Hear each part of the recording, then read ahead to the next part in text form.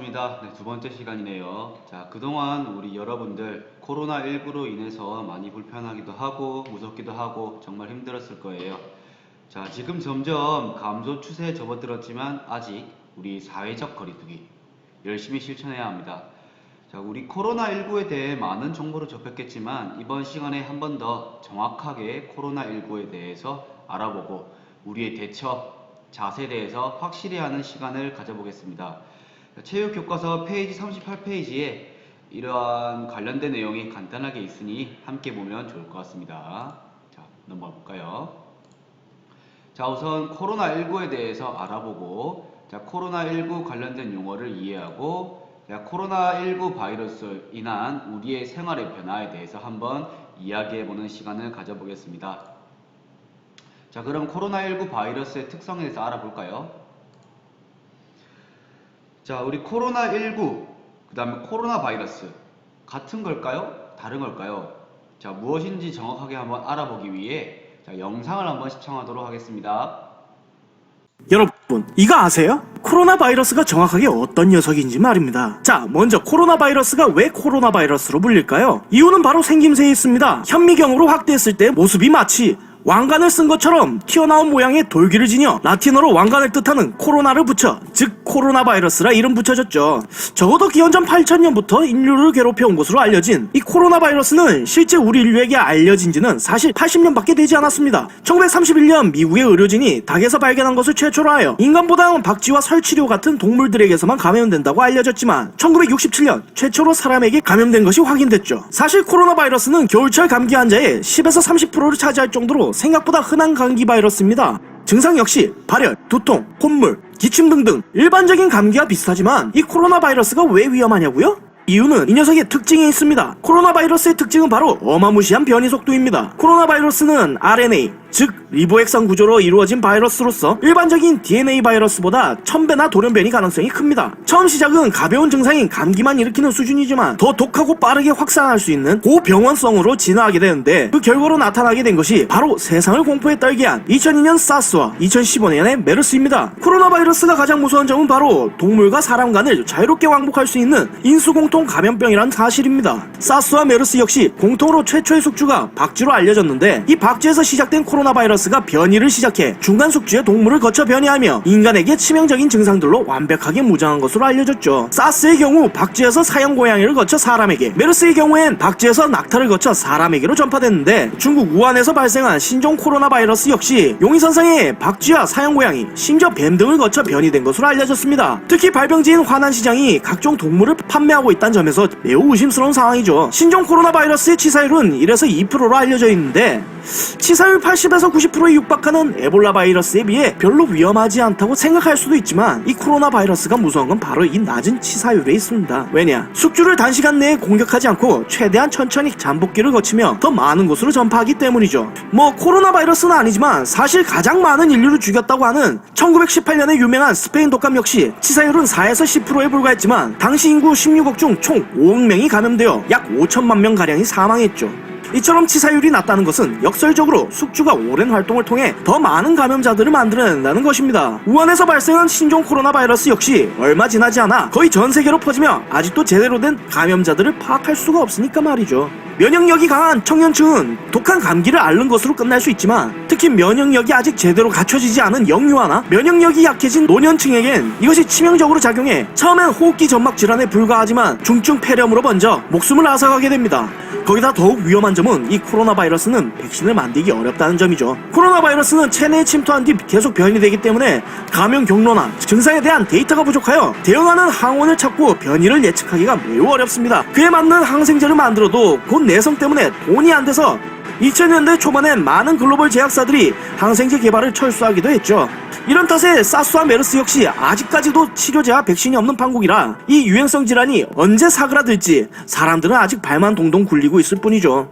코로나 바이러스를 막을 수 있는 제일 빠른 방법은 개인의 위생관리를 철저히 해 면역력을 강화하는 수밖에 없습니다. 부디 이 악성 유행병이 빨리 사라지길 바라며 모두 건강하시길 빌겠습니다. 자, 우리 코로나19 코로나 바이러스가 어떤 건지 한번 영상을 한번 시청해봤습니다. 자, 그러면은 이 코로나19는 바이러스의 한 일종인데 아까 말했던 숙주, 우리 숙주가 왜 필요할까? 이러한 의문점이 생길 수 있어요. 자, 그럼 바이러스는 왜 숙주가 필요할까와 관련된 영상 한번 보도록 하겠습니다.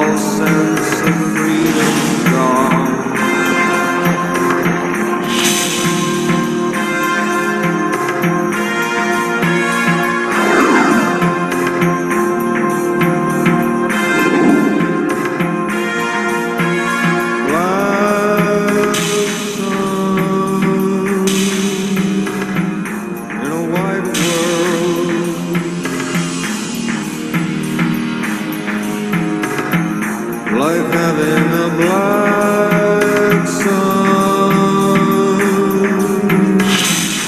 in a white world.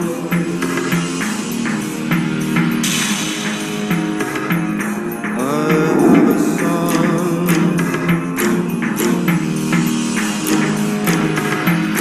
His name is Eden.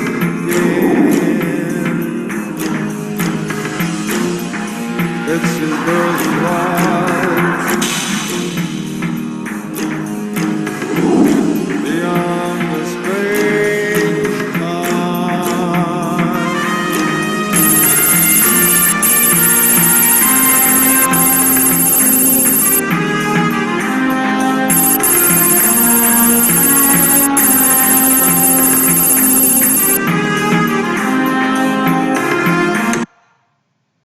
자, 이렇게 코로나 바이러스와 관련해서 두 가지 영상 시청해 봤습니다.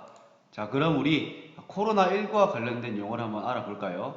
자, 뉴스나 방금 봤던 동영상 또는 신문 등에서 코로나19와 관련해서 굉장히 어려운 말들이 많아요. 예를 들어서 잠복기, 자, WHO가 팬데믹 선언을 했다, 비말 감염, 유증상자 등등의 용어들이 있습니다. 자, 이러한 용어들을 확실히 한번 하기 위해서 우리 코로나19 단어, 영화 관련된 영상을 한번 시청하고 넘어가겠습니다.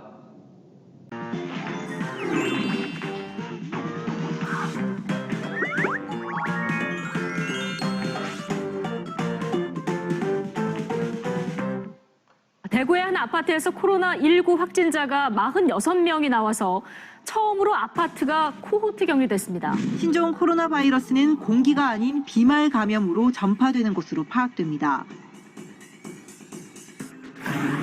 코로나19 사태 좀처럼 진정되지 않고 있습니다. 코로나 확산과 피해를 막으려면 정확한 정보를 얻는 것이 무엇보다 중요한데요.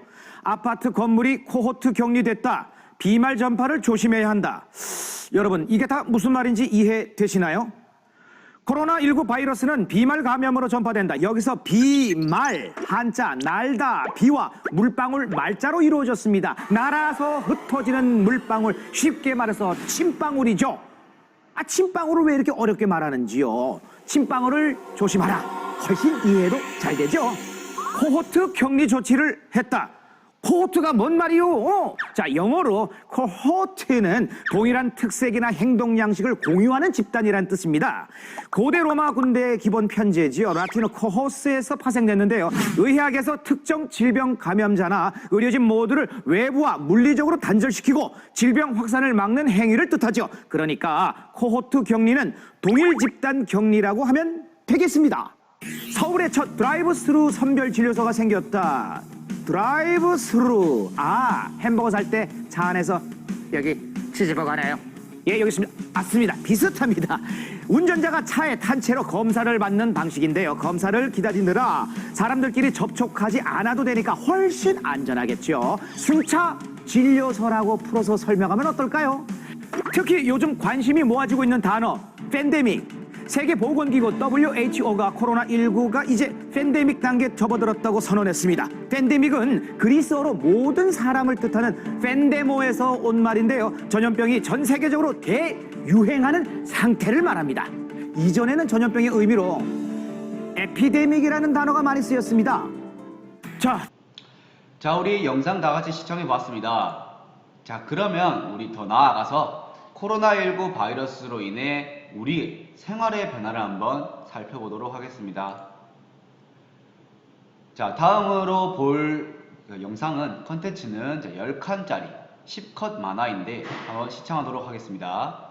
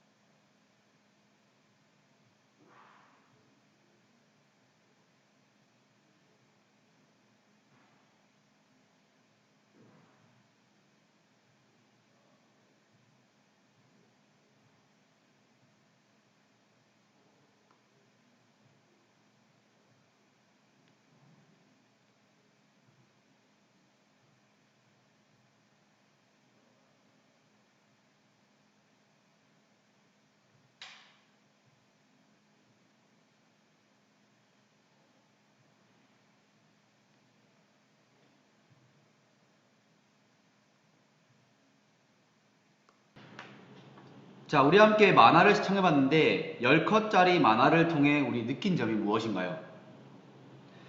네, 코로나19로 인해 학교뿐만 아니라 우리 생활이 정말 많이 바뀌었을 거예요. 자, 그러면 우리 생활의 변화 모습 중에서 공간에 따른 우리의 생활의 변화를 한번 살펴볼까요? 자, 공공장소, 예를 들어 도서관, 목욕탕, 터미널, 그리고 길거리, 집에서, 학교, 마트 등등등 여러 사람들이 모이는 공간을 자유롭게 갈 수 없는 상황입니다. 코로나19가 발생하기 이전과 이후에 공간에 따른 우리 생활의 변화 모습은 어떠한가요? 자, 그러면은 우리 상황에 따라서도 한번 생각해 볼까요? 자, 친구들과 놀고 싶을 때 여러분들 PC방 가는 거 좋아하죠? 또는 뭐 동전 노래방, 쇼핑하는 것도 좋아하는데 친구들과 놀고 싶을 때 또는 멀리 사는 친척집에 방문할 때, 또는 마트, 외식, 목욕탕 등 여러 사람이 사용하는 다중이용시설 등을 사용할 때 등 상황에 따라서도 우리 생활의 모습이 정말 많이 바뀌었습니다. 자, 이렇게 우리 코로나19에 대해서 알아보고 우리 생활의 모습에서 변화된 점도 같이 한번 알아보고 이야기해보는 시간 가졌어요. 자, 그러면 우리 다 함께 코로나19를 슬기롭게 대처하기 위한 극복 방안들과 우리 코로나19를 극복하기 위한 슬기로운 학교 생활에서 지켜야 할 점들을 한번 함께 보겠습니다.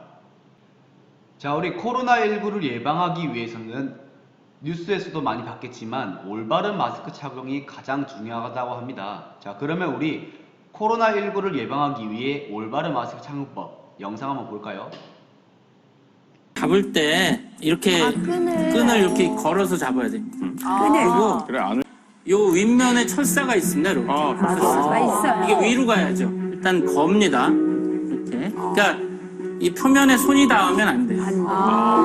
그럼 지지야. 그래서 걸고 그 다음에 위아래로 이렇게 벌려줍니다. 벌려줘 위아래로 벌려주고 손으로 철사를 콤 모양대로 이렇게 눌러서 밀착이 되게 합니다.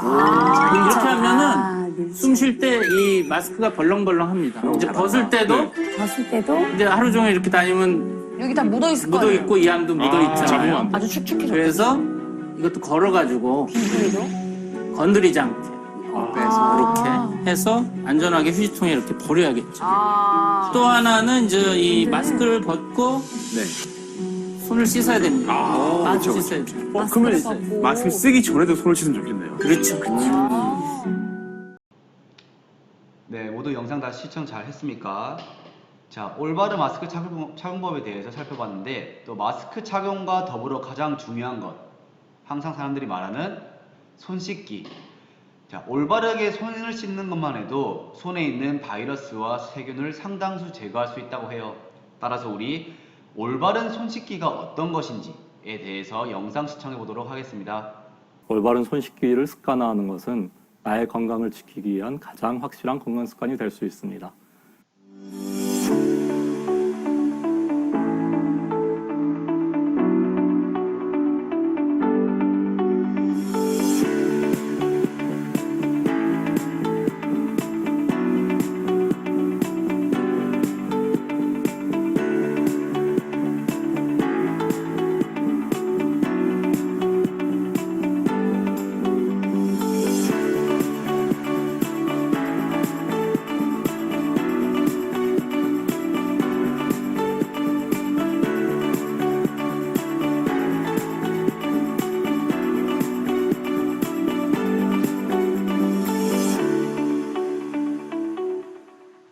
손 씻기 영상을 한번 시청해 봤습니다. 자, 우리 이렇게 손 씻기와 마스크 착용 등등의 생활 수칙을 지키기 싫다고 장난으로 나 하나쯤이야 라는 안일한 생각으로 공동 수칙을 어기면 무슨 일이 벌어질까요? 네, 그 피해는 정말 심각할 거예요. 자, 여러분들 잘 지켜주길 바랍니다. 자, 우리 지금은 비록 온라인 계약을 실시하지만 만약 우리가 오프라인 계약을 했을 때 또는 그 이후에 우리 학교에 만약 확진자가 생기면 어떻게 해야 될까요? 네, 우선 만약에 확진자가 발생하게 된다면은 학교 또는 담임 선생님, 여러 선생님들의 안내에 따라 행동하고 특히 자가격리 규칙을 반드시 지키고 확진자 혹은 의심 환자에 대해서 이야기하거나 놀리거나 괴롭히는 행동은 절대 하면 안 됩니다. 자, 다들 잘 알겠죠? 자, 이렇게 오늘 코로나19에 대해서 다 같이 한번 살펴봤는데, 자, 영상이 마무리됨과 동시에 여러분들은 자, 챕터 2에 있는 형성평가를 실시하도록 합니다. 자,